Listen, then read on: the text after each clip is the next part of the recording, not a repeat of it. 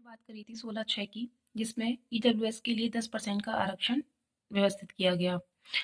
ये जो आरक्षण है, ये दिया किसको जाता है?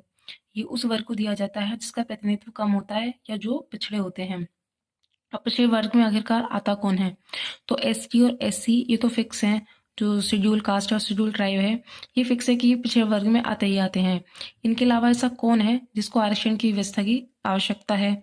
इसकी जांच के लिए आरक्षण और मंडल कमीशन बनाया गया, जिसमें प्रथम पिछड़ा वर्ग आयोग या जिसे हम काका कालेलकर आयोग भी कहते हैं, इसने अपनी रिपोर्ट प्रस्तुत की, लेकिन इसी रिपोर्ट को कंसीडर नहीं किया गया, मतलब इसकी रिपोर्ट को नहीं माना गया।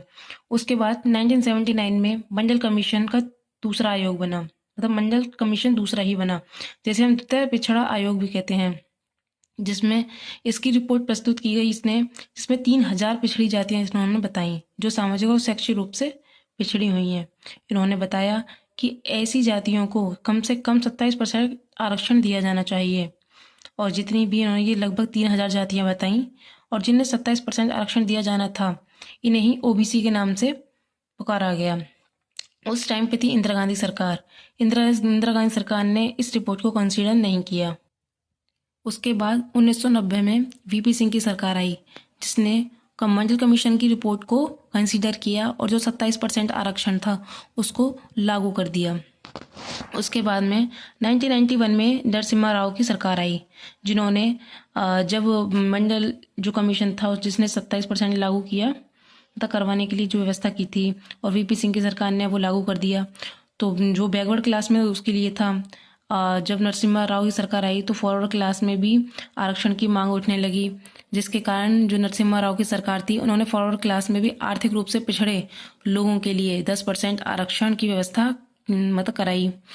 अब ये जो आज ईडब्ल्यूएस को दिया गया, ये पहले भी दिया जा चुका था, लेकिन इसको चुनौती इसको मिली और उसके माध्यम से सुप्रीम कोर्ट ने इसको रद्द कर दिया।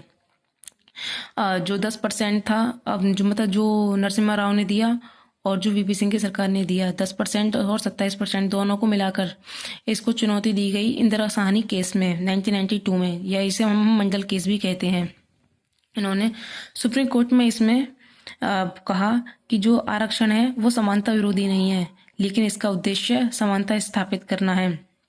सुप्रीम कोर्ट ने आरक्षण को एंट्री पॉइंट के लिए दिया, ना कि प्रमोशन के लिए बताया। सुप्रीम कोर्ट ने 27% आरक्षण को एक्सेप्ट किया, उसे वैलिड बताया, और 10% आरक्षण को कैंसिल कर दिया, ये कहकर कि 15-16 में कहीं भी आर्थिक पिछड़ेपन की व्यवस्था नहीं है या आर्थिक पिछड़ेपन की बात नहीं कही है, और ये 15-16 के आधार पर 10% आरक्षण नहीं दिया जा सकता। सुप्रीम कोर्ट ने इसमें एक और व्यवस्था दी इंदिरा साहनी केस में कि 50% से अधिक आरक्षण ना होने की बात कही, और साथ ही साथ क्रीमी लेयर जिसमें ओबीसी आते हैं उसका भी ध्यान रखने की बात कही, जिसमें 80 लाख से ऊपर की इनकम हो तो उसमें आरक्षण नहीं दिया जा सकता है। उसके बाद 77वां संविधान संशोधन आया 1995 में, जिसमें एसटी एससी के लिए पदोन्नति में भी आरक्षण की व्यवस्था कर दी गई। 81वां संविधान संशोधन 2000 में आया, जिसमें जो 50% की आरक्षण सीमा सुप्रीम कोर्ट ने रखी थी उसको समाप्त कर दिया गया। उसके बाद में जो क्रीमी लेयर है उसकी पहचान के लिए सरकार ने कुछ कदम उठाए, जिसके लिए रामानंद समिति का गठन किया गया, जिसका 102वां संविधान संशोधन आया 2018 में, जिसमें 338B को एक संवैधानिक दर्जा दिया गया, जिसके अंतर्गत अनुच्छेद 340 के तहत राष्ट्रीय पिछड़ा वर्ग आयोग का गठन किया गया। और इन प्रेजेंट में जब मोदी सरकार आई तो उन्होंने पहले 103वां संविधान संशोधन लाया 2019 में, जो ईडब्ल्यूएस वाले थे उनके लिए 10% के आरक्षण के लिए।